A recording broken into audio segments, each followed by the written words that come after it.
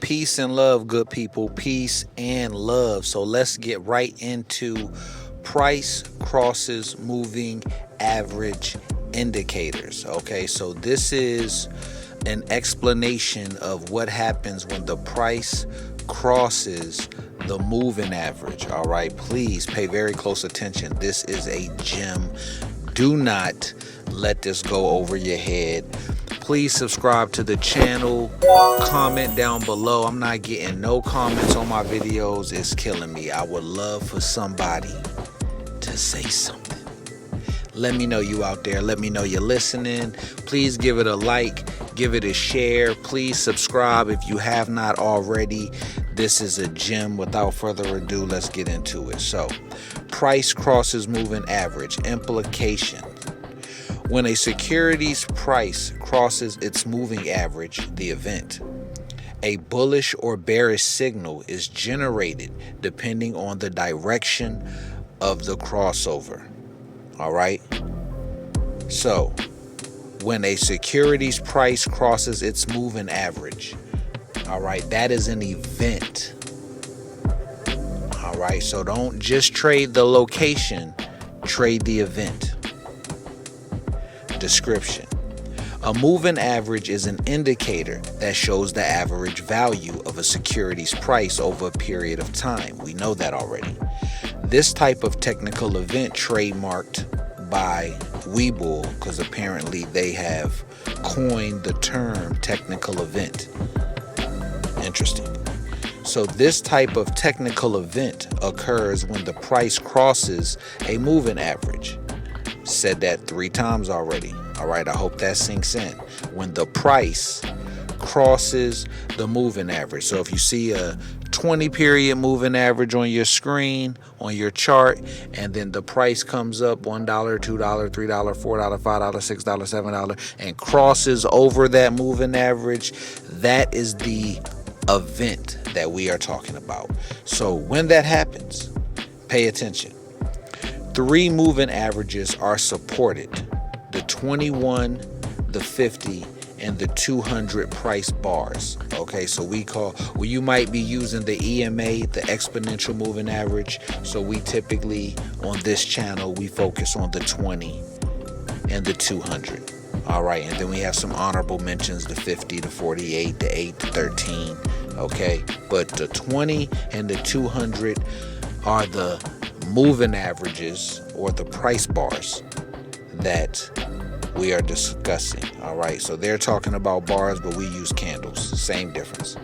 A price cross of a longer moving average indicates a longer term signal, and that the security may take a longer period of time to move in the anticipated direction.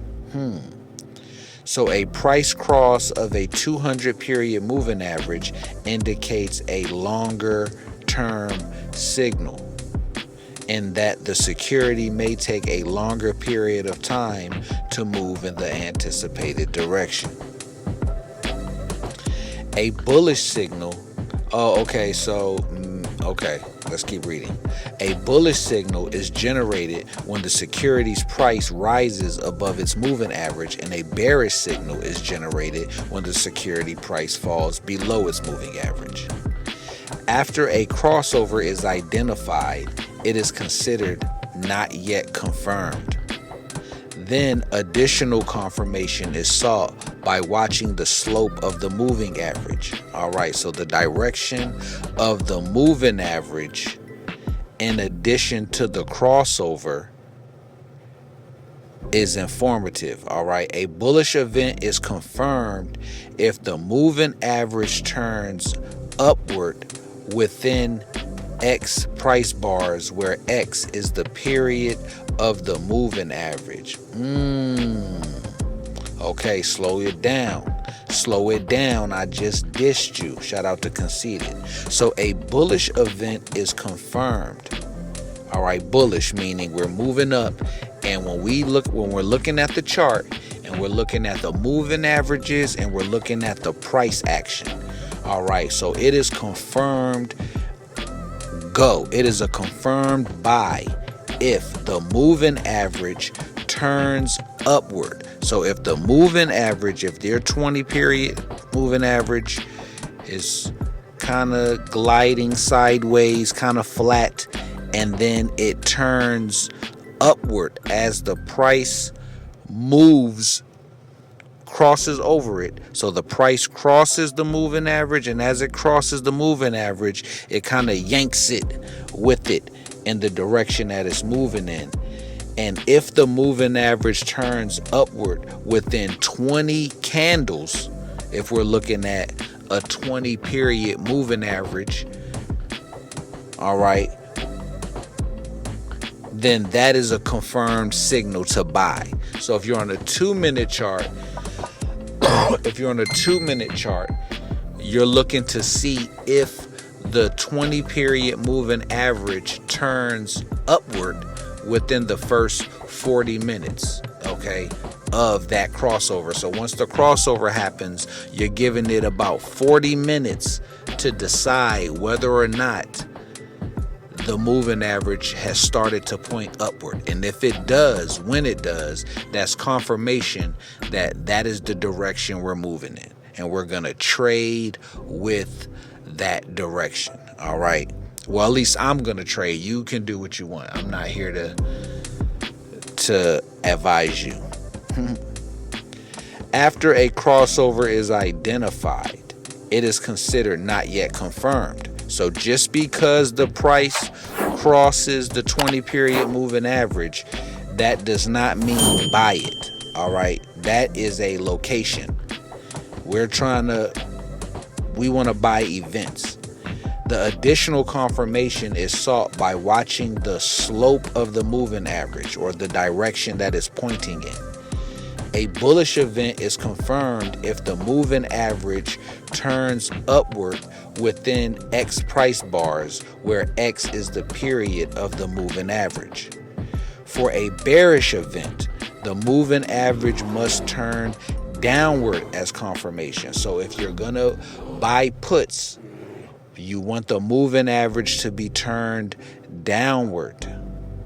In some cases, the moving average does not slope in the desired direction soon enough after the crossover, in which case the event is considered never confirmed. All right. And a lot of times it's not, you got to remember that an indicator is late. So an indicator is telling you what's already happened. You understand? So it's not real time. So by the time, so you have to, in the game of confirmation, you have to develop a high level of anticipation.